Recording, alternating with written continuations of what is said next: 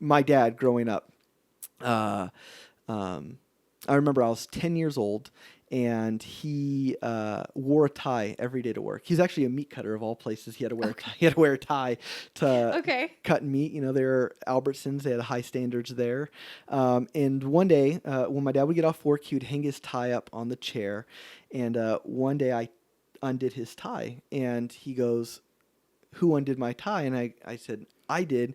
And I didn't know at this point in my life that my dad didn't know how to tie a tie. And he's like, "Could you go to your uncle's house and have him tie this tie, because I don't know how to do it." Huh. And so then when I was 18 years old, I found myself going to a wedding, and I didn't know how to tie a tie. Yeah. And so I had to go on to the internet, pre-YouTube days, and read how to tie a tie. Right. And then later on in life, I go, "Dad, how didn't you know how to tie a tie? Like, didn't Grandpa know how?" He's like, "Yeah, he knew how, but he never taught me. And because he never taught me, I never taught you."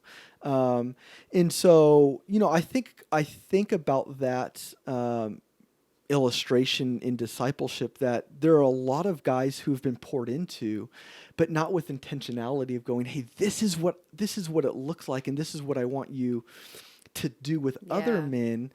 And then sometimes we do that, but there's no end game or end goal. Right. And so those relationships are so valuable. And so I would never take away from any relationship that you spend time pouring in to another believer and say, "Oh, that's not discipleship." That would just be foolish and arrogant on my part. Where I would go, "Man, can we think through how can we be strategic in this, or how Yeah.